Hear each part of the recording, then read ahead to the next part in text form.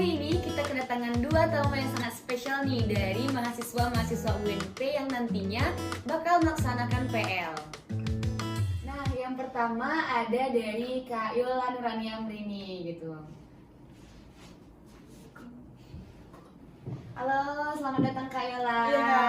Nah, narasumber yang kita yang kedua yaitu ada dari Kak Rahadatul Aisyah. Halo Kak Ici, selamat datang. Terima kasih. Nah, oke, sekarang teman-teman kita akan membicarakan tentang kurikulum Merdeka. Nah, apa saja sih tantangan dan peluang kurikulum Merdeka Belajar, apalagi di era yang sekarang ini kan, terkhusus untuk mahasiswa-mahasiswa yang bakal melaksanakan PL seperti kita ya Kak? Ya, benar. Langsung aja nih, yang pertama ke Kak Yola dulu, mungkin Kak Yola. Menurut Kak Yola nih, apa sih itu kurikulum Merdeka? Boleh dijelasin ke teman-temannya? Nah, kalau menurut pandangan saya sendiri itu kurikulum Merdeka tuh lebih ke membebaskan murid dan guru.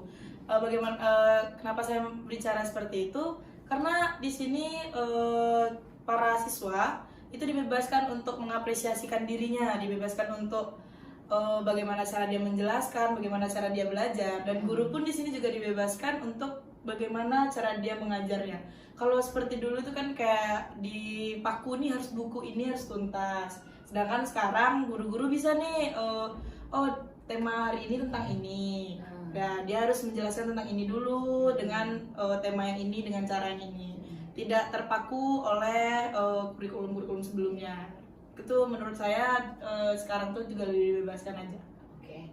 Tadi kan kita udah bicara nih tentang udah dengar kan apa itu kurikulum Merdeka. Nah, mungkin Kak Ici boleh ditambahin Kak, apa sih manfaat utama dari penerapan kurikulum Merdeka itu sendiri gitu? Oke, manfaat utama dari penerapan kurikulum Merdeka pada saat ini, pertama yaitu siswa akan lebih termotivasi dalam belajar karena mereka memiliki keterlibatan langsung dalam menentukan apa yang mereka pelajari. Yang kedua yaitu kurikulum Merdeka membantu mengembangkan potensi individu dengan lebih baik karena mereka pada fokus pada minat yang dimilikinya. Yang ketiga itu memungkinkan siswa untuk belajar sesuai dengan kebutuhan mereka sendiri, yang meningkatkan efisiensi dan efektivitas pembelajaran. Dan terakhir, kurikulum mereka itu mempersiapkan siswa untuk menghadapi tantangan dunia nyata dengan mengembangkan keterampilan abad ke-21 seperti kreativitas, kritis, berpikir, kolaborasi, dan kemampuan beradaptasi. Nah, bicara tentang penerapan kurikulum Merdeka, kira-kira bagaimana sih penerapan kurikulum Merdeka dilakukan di lingkungan sekolah? Mungkin boleh Kak Yola untuk menjelaskannya terlebih dahulu. Nah, untuk penerapan kurikulum sekolah ini sendiri itu tergantung kondisi dan situasi sekolahnya itu sendiri. Jadi tidak terpaku dengan satu sekolah saja. Jadi misalnya nih, satu sekolah menggunakan pendekatan fleksibel. Nah, satu sekolah lagi dengan metode pembelajaran yang berbeda-beda lagi, itu diperbolehkan. Nah, dan sementara ada juga sekolah yang mungkin mempertahankan beberapa mata pelajaran yang wajib untuk daerah tersebut. Nah, pendidikan ini juga membantu siswa untuk menyusun rancangan pembelajaran yang seimbang dan berdasarkan dengan standar akademik yang ditetapkan. Tadi kan tadi bicara tentang standar akademik nih. Nah, bicara tentang standar akademik itu sendiri, bagaimana sih standar akademik yang diterapkan dan persiapannya dalam penerapan di kurikulum Merdeka itu? Untuk standar akademik sendiri itu ada persiapan ujian tetap menjadi pertimbangan penting dalam kurikulum Merdeka juga. Meskipun siswa sudah dibebaskan untuk memilih minat dan bakatnya sendiri ya tadi Kak. Nah, kurikulum mereka masih ada standarnya yang harus dipenuhi untuk memastikan bahwa siswa mencapai kompetensi yang diperlukan. Nah, karena itu sekolah dan guru harus berkolaborasi dengan siswa, berkolaborasi dengan siswa untuk mengembangkan dan untuk mencapai tujuan itu tersendiri. Ya, berarti ada standar-standar kayak bisa di bagian persiapan ujiannya gitu ya? Di persiapan ujian, pembelajarannya, itu dipersiapkan. Banyak sekali ya persiapan-persiapan yang akan dilakuin ya. Kalau bicara tentang persiapan nih teman-teman semuanya, nah dalam persiapan untuk mengimplementasikan kurikulum Merdeka itu apa sih tantangan-tantangan yang dihadapi dalam penerapan kurikulum Merdeka? Mungkin boleh jawab Kak siapa? Kak Ici aja. Ya, silakan Kak. Di kurikulum mereka ini ada beberapa tantangan, tentu seperti halnya dengan setiap perubahan dalam pendidikan pasti ada tantangannya kan. Iya benar. Salah satunya adalah memastikan bahwa siswa itu memiliki pemahaman yang cukup untuk membuat keputusan yang baik dalam memilih mata pelajaran dan mengatur kurikulum mereka sendiri. Yang itu selanjutnya itu dibutuhkan upaya untuk membantu siswa mengenali minat dan potensi mereka sehingga mereka dapat membuat pilihan yang tepat. Selain itu juga, guru perlu untuk memperoleh keterampilan baru dalam memberikan bimbingan dan mendukung siswanya tersebut. Tantangan lainnya seperti pengembangan sumber daya yang memadai, seperti bahan ajar yang bervariasi, serta evaluasi dan pemantauan yang efektif terhadap perkembangan siswa. Dan diperlukan juga kerjasama antar sekolah, guru, orang tua, masyarakat dalam menjadikan kurikulum mereka yang sukses ini. Wah, berarti banyak sekali ya tantangan-tantangan yang dihadapi dalam berimplementasikan ini. Kalau masalah tantangan-tantangan ya Kak, boleh nggak Kak dirincikan lagi gitu tantangan-tantangan yang seperti apa yang dihadapi dalam implementasi kurikulum merdeka ini di lingkungan sekolah gitu? Oke, dengan senang hati saya akan menjelaskan lagi apa sih itu tantangan Karena yang banyak ada di sekali nih tadi kurikulum Kak merdeka. tantangannya Belum kan. terinci kan? Iya, belum sering Masih bingung Bang. Ya. Ya, tantangan yang ada dalam di kurikulum mereka itu yang pertama adalah penyadaran dan perubahan paradigma. Yaitu tantangan pertama adalah meningkatkan kesadaran dan perubahan paradigma di kalangan para pendidik, orang tua, dan stakeholder pendidikan lainnya. Yang kedua ada juga itu penyiapan sumber daya, yang dimana implementasi kurikulum mereka itu membutuhkan penyediaan sumber daya yang memadai, termasuk bahan ajar tadi yang saya jelaskan, terus perangkat teknologi dan fasilitas yang mendukung. Dan selanjutnya ada juga tentang Kesiapan guru. iya tak nampak dia. Kesiapan guru lagi. Lanjut aja ke Ya. yang selanjutnya tentang Selanjutnya itu tentang kesiapan guru. Itu guru itu memainkan peran sentral dalam penerapan kurikulum mereka ini, yang dimana tantangan yang dihadapi oleh guru tersebut adalah memberikan pelatihan dan pengembangan profesional yang tepat kepada guru agar mereka dapat mengadaptasi dan mengimplementasikan pendekatan baru ini. Selanjutnya yaitu adalah evaluasi dan pemantauan. Dalam kurikulum mereka membarenkan pada fleksibilitas dan kebebasan dalam siswa itu dapat memilih dan mengatur kurikulum mereka. Tantangan yang dihadapinya adalah bagaimana caranya untuk mengembangkan mekanisme evaluasi dan pemantauan yang efektif untuk memastikan bahwa siswa itu bisa mencapai penerapan dalam kurikulum mereka ini. Wah, berarti ada penyadaran dan perubahan paradigma, ada penyiapan sumber daya ya Kak ya, Iya. ada persiapan dengan guru juga kan. Kita sebagai calon-calon guru nih yang bakal Iya, masuk PPL benar. itu berarti harus banyak kali nih prepare persiapan. persiapan. Iya, ada evaluasi dan pemantauannya juga gitu kan. Kalau bicara tentang tantangan-tantangan nih ya kakak-kakak, mungkin pasti ada cara kan untuk mengatasi tantangan tersebut gitu. Kira-kira bagaimana sih cara mengatasi tantangan-tantangan tersebut gitu? Siapa mungkin Kak? Nah, Kak boleh Yola? saya. Iya, Kak Yola. Nah, dari tantangan-tantangan tersebut pasti kita memiliki solusi lah ya. Dari tantangan itu cara mengatasinya bagaimana. Nah, bisa yang pertama itu kita melakukan pelatihan atau pengembangan guru.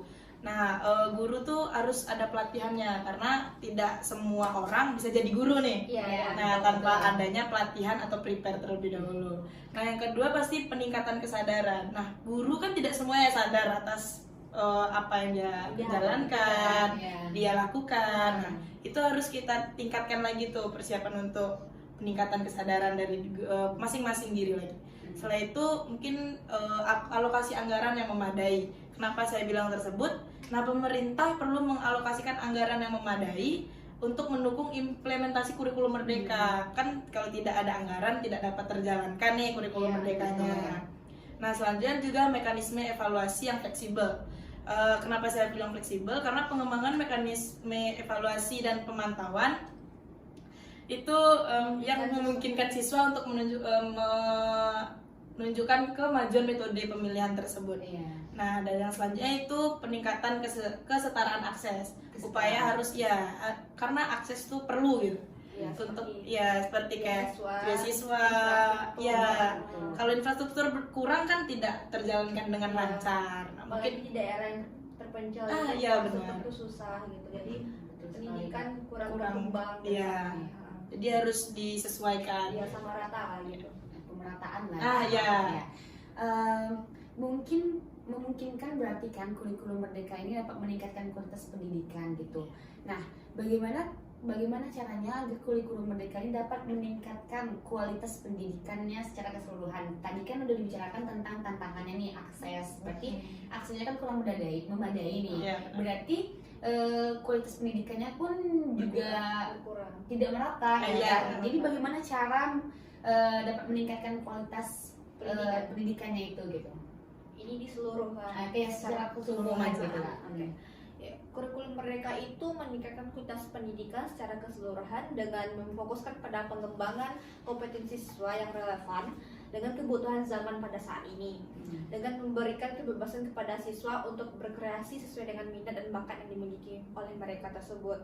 Kemudian kurikulum mereka itu membantu menghasilkan lulusan yang memiliki keterampilan dan pengetahuan yang relevan dengan dunia nyata saat ini.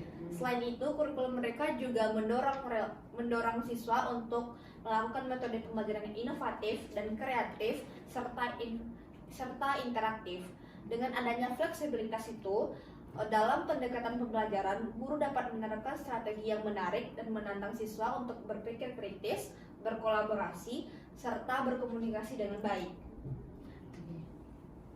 Mungkin bisa seperti kayak zaman sekarang deh kan kakak ya. Kayak tugas itu upload ke TikTok dengan kreasi dia masing-masing. Terus kayak yang suka gambar nih mungkin bisa gambarkan. Apalagi jurusan kita geo nih ya. Kayak misalnya langsung ini kayak gini nih, langsung turun ke lapangan agar nggak masih mengambang-ngambang cuman tengok di TV aja kan, oh itu kayak gitu. Sedangkan kita nggak tahu nih terjunnya kayak mana. Berarti kayak lebih memberikan kebebasan kepada siswanya untuk mengekspresi minat dan potensi mereka gitu kan. Terlepas dari itu, guru kita sebagai calon-calon guru yang bakal melakukan PLS nantinya harus lebih aktif dan lebih kreatif lagi nih untuk mengembangkan potensi-potensinya tadi. Oke teman-teman, nah tidak terasa nih kita sudah sampai di penghujung diskusi kita pada siang hari ini bersama Kak Yola dan Kak Ici. Nah, mungkin dapat kita simpulkan tentang diskusi yang kita pada siang hari ini. Yang pertama, kurikulum merdeka itu Kak banyak sekali tujuannya, itu yang terutama untuk memberikan kebebasan yang lebih besar kepada siswa untuk memilih dan mengatur kurikulum yang sesuai dengan minat, bakat, serta kebutuhan mereka. Tak lepas dari itu, banyak juga manfaatnya, seperti lebih termotivasi dalam belajar karena memiliki keterlibatan langsung dengan menentukan apa yang mereka pelajari gitu kan Kak. Berarti banyak kali manfaatnya kan. Terus tuh kalau untuk bicara tentang penerapannya tadi nih, kurikulum merdeka itu penerapannya setiap sekolah kan berbeda-beda, tergantung sekolahnya, kondisi dan sekolahnya gitu. Terus tuh ada tentang tantangan. Nah, tantangannya tadi seperti pengembangan sumber daya, terus tuh bahan ajar yang bervariasi, evaluasi dan pemantauan yang efektif, serta pengembangan siswa itu sendiri. Terus tuh ada juga penyiapan sumber daya serta kesiapan gurunya gitu kan. Murid bisa berbebas nih menentukan pilihan mereka, tapi tidak berkreasi, tidak terlepas dari gurunya gitu. Berarti gurunya harus lebih andil lah dalam itu. Oke. Terus tuh yang selanjutnya tentang apa tadi ya? Aduh, yang terakhir tadi kita bahas apa ya Kak? Yang meningkatkan kualitas pendidikan. Nah, untuk meningkatkan kualitas pendidikan secara keseluruhan itu bisa kita memberikan kebebasan kepada siswa untuk mengeksplor minat dan potensi mereka sendiri. Berarti tidak terlepas dari guru, siswa, dan kondisi sekolah, sarana dan prasarana yang ada gitu. Oke, sekian mungkin podcast kita hari ini.